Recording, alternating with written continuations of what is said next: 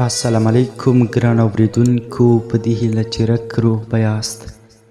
یو ځل بیا هم ستاسې په درانه حضور کې له بېلتون وروسته د ناول له 4مې برخې سره حاضر شوم. په دې هیله یم چې تر پایه مې ملتیا وکړئ.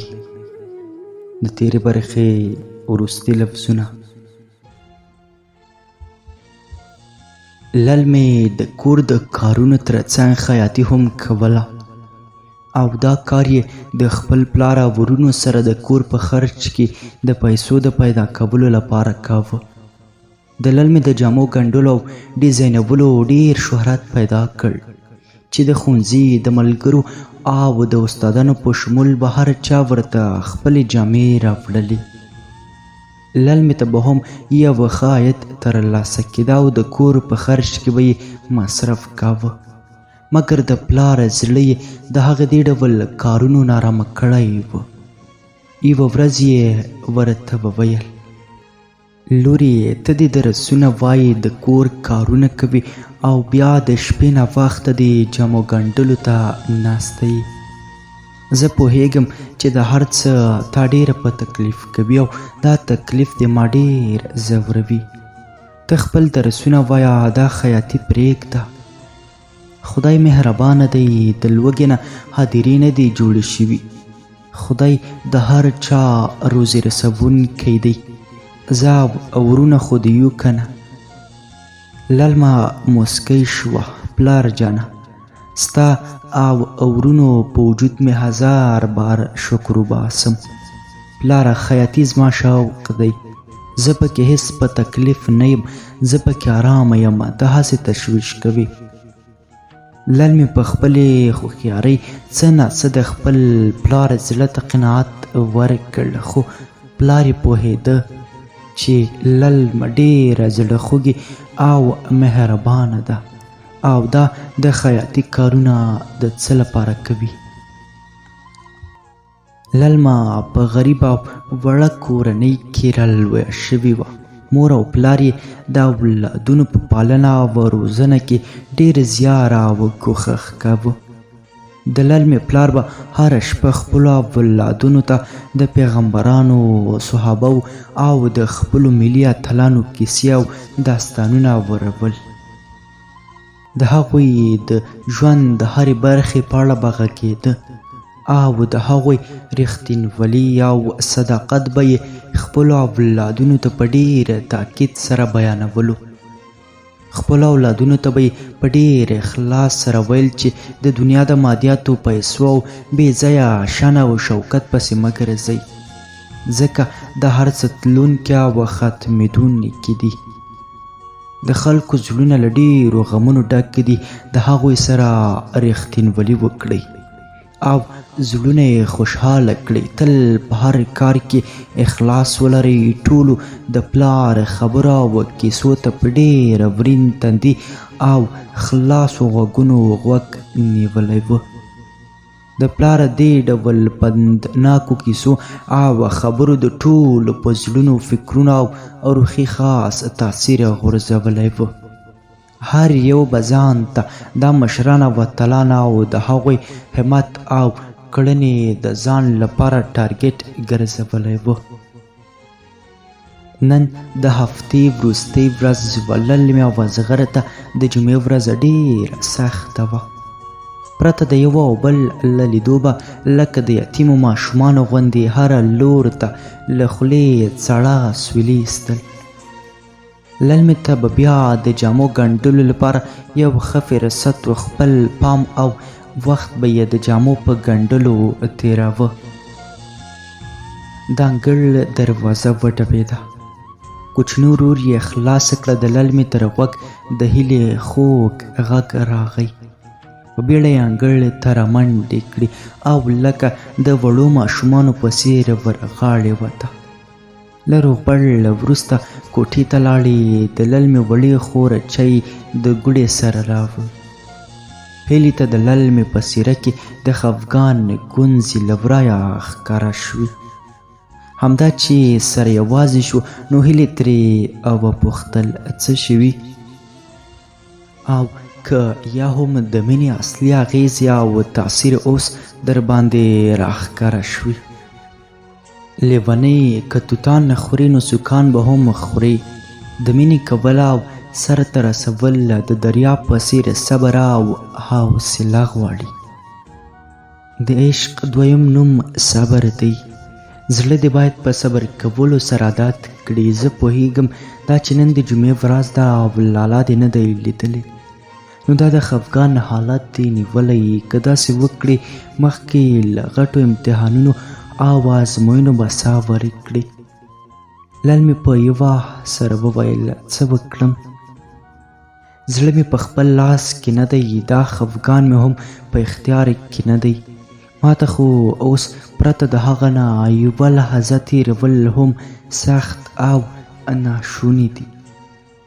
زما ټول هوش او فکر که شپه وي که ورځ وي، په ویښه وي که ویدو، په ناسته وي که ولاړه له هغه سره وي، او یوه ثانیه هم له فکره نشم غورځولی. له خدایه غواړم چې په هر ډول امتحانونو کې ما ته صبر او حوصله راکړي او ما د تل لپاره د خپل جانان ناوې کړي. که نه نو پرته د هغه نه به زه مړه شم، د هغه غم به ما خاورې ری کړي. هیلې ژر هغه خپلې غېږې ته رانږدې کړه او د ډاډ په توګه یې ورته وویل ما مینه نه ده کړې، مګر له نورو مې د مینې په اړه ډېره څه اورېدلي دي. خدای پاک صادق او ریښتیني مینان سره نه بیلوي، ځکه خو خدای پاک انسانان د مینې په اړیکه سره تړي. کوم څه چې ستا لپاره اړین دي هغه د خدای سره اړیکه جوړول دي. موږ هغه مهربانه رب لرو چې که کوم څه په اخلاص او عاجزۍ ترېنه وغواړو او په خپل رب پوره یقین ولرو، نو الله جل جلاله هم غیرتي ذات دی، درکوي. د دې خفګان پر ځای خدای ته دعا وکړه او صبر خپله پیشه وګرځوه، ځکه صبر کامیابۍ ته د رسېدو یوه کلي ده. خدای پاک هم بې صبره انسانان نه خوښوي. دنیا په امید خوړل شوي، ته هم امید لره. داسې له ځانه د غم ابۍ مه جوړوه. للمه په دې خبره موسکی شوه او په خندا یې واخیسته. هیلې د ګنډلو لپاره خپلې جامې راوړې وې. د برش کولو په جریان کې په مسخرې وویل د خیال کوترې دې راټولې کړه. جامې مې سمې اغوستې کړه چې ډېرې قیمتي دي. په دې خبره یې دلل مې پر شونډو یو ځل بیا موسکا راوسته چې هسې نه ستا په یارانه کې زما جامې هم قربان نشي، او نور هم خیال کوه چې بیا به د خلکو سره په بل جنجال اوښتې وي. د جامو له برش کولو څخه وروسته هیلې هم خدای پاماني وکړه او ولاړه. وحیده به هم کله نه کله دیواله ته راپورته شوه او د زړه خواله به یې د للمې سره کوله، او یا به یې په درسونو کې د یو بل سره مرسته کوله. للمه وایي چې کله زما د وحیدې سره کار پیدا شو نو ما به د دیواله ته زینه نه شوی کېښودلی، ځکه چې د مور مې دا کار نه خوښېده. ما هم ترې ډډه کوله. د شنبې سهار شو، لمر زرینې وړانګې د ځمکې پر مخ وغورځولې. للمه د اصغر لیدو ته داسې بېقراره وه چې سباناری یې هم ونه خوړ. د دروازې په خلاصېدو یې د واره نږدې په اصغر سترګې ولګېدې. دواړه یو بل ته مسکي شول او په سترګو یې سلام وکړ او یو بل ته یې سره په سترګو کې خواله وکړه. د لارې په اوږدو کې اصغر دویمې کوڅې ته پر تاوېدو د دیواله څنګ ته لیک کېښود. لل مې هم په ډېر مهارت سره راپورته کړه او جیب ته یې واچوه. همدا چې ښوونځي ته ورسېده نو په ټولګي کې ژر لیک د کتاب په منځ کې کېښود او په لوستو یې پیل وکړ. سلام زما شمې، د خپل سوي پتنګ مینه او احترام ومنه. زما شمې که ته زما لیدو ته ځان ویلې کړی وی نو زه هم د پتنګ په شان ستا لیدو ته په اور درپسې سوځېدلی یم. پرونۍ ورځ او نننۍ شپه راته ډېره سخته وه. ګرانې للمې، نن زموږ وروستۍ لیدنه وه. زه د یوه کار لپاره کابل ته ځم، کیدای شي یوه هفته هلته پاتې شم. ته دې په خپل ځان پام کوه او ما ته هم دعا کوه. په خدای دې سپارم، ستا د ښکلي مخه د لیدو په هیله. ستا لیونی اصغر. د لیک له لوستو وروسته د للمې سترګې وخلنې شوې، خو تر غوږ یې هیلې په کړس خندا راغله. للمې ژر کتاب بند کړ او په سټ یې ور وکتل. هیلې په شوخۍ وویل: بس یوه هفته ده نو تیره به شي. ستا سترګې خو داسې سرې شوي لکه خدای مه کړه مسافرۍ ته د کلونو کلونو لپاره ځي او ته به یې دلته لکه د اروپا د مسافرو د میرمنو په شان انتظار کوي. تا ته خو چې ګورم نو خدای ته وایم چې ما ته ان د مینې نوم هم راونه ښایي، داسې چې هره لحظه به ژړم. نو زما د سترګو خوارکي و دید خو به ختم شي. بیا به مې مین هم له ړندو سترګو نه تښتي او زه ړنده به تش میدان کې پاتې شم. للمې د هغې د خبرو په ځواب کې وویل: تر هغې د یو مین له زړه نشي خبرېدی تر څو چې ستا زړه هم د یوه چا په عشق کې ونه درزیږي او مینه د رګونو ته لاره پیدا کړي.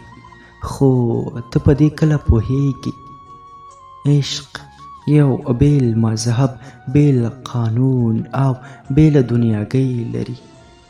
رنګ روغن، ښکلا، بدرنګي، نژاد، قوم، مذهب او کلتور دا هیڅ پکې معنا نه لري. پاتې شوه د اوښکو او دردېدلو خبره. هر درد او غم، هر ډول اوښکې چې د مین ته یو ډول سکون او خوند ورکوي. عشق هغه بیماري ده چې پرې اخته بیمار ډېر خوند اخلي. ما ته هم د اوښکې او ځورېدا مزاحمت نه بلکې احمد راکوي. هیلې بیا وویل: زه خو له دې مرض نه امان غواړم، ځکه ستا په شان ورته د ټینګې نه یم، خو ستا و د نورو په شمول ټول عاشقان د الله د تل لپاره خپلو منزلونو او خپلو موخو ته ورسوي. خو دا چې د للمې فکر د خفګانه راوباسي نو هیلې هم ورته مسخرې او ټوکې پیل کړي تر څو د هغې پر شونډو مسکا راولي او هغه خوشحاله وساتي. د هفتې 2 ورځې داسې تېرې شوې لکه پوره 2 کاله. للمې په خپله بستره کې د کړکۍ نه په اسمان کې د ستورو او سپوږمۍ سره دا زغری کیسه کوله. ناڅاپه یې خپل ځان او دې حالت ته پام شو. شونډې مرۍ مرۍ شوې، ستونی یې راډاک شو او خپل سر یې په بړستن کې تاو کړ. بې اختیاره له ځان سره شروع وکړه: للمې، ته د اصغر مینې کوم حالت ته راورسولې؟ د یو 2 ورځو جدایي نشي زغملی. دا نو څه ډول حالت دی؟ بیا یې خپل رب ته لاسونه لپه کړل: ای په هر څه قادره او توانا ذاته، ته په هر څه خبردار او د هر څه لیدونکی ذات یې. ته زما پر حال رحم وکړه، د هغې نه مې مه بېلوه. اصغر زما روح او زما د ټول ژوند خوښي او معنا ده. د خپلو بشپړو خزانو نه دې هیڅ هم نه کمیږي. زما او د اصغر زړونه او روحونه یو دي. خدایه ته مو د تل لپاره جسدونه هم یو کړه. خدایه ای پاک ربه هغه زما او ما د هغه کړي. للمه په همدې زاریو آب فریادونو کې ویده شوه. هیلې ته للمه ډېره ګرانه او بارزښته وه. د هغې غم او خفګان یې نه شو لیدلی. تل به یې د هغې د خوشحالولو کوښښ کوه او ان کله کله به یې ورته ډېره درانده او لوړ نصیحتونه کول چې تر یوه حده به په خپل کار کې کامیابه هم وه او للمه به یې خندوله. للمې به تل زړه په دې خبره تسلي ورکوله چې باید صبر وکړم.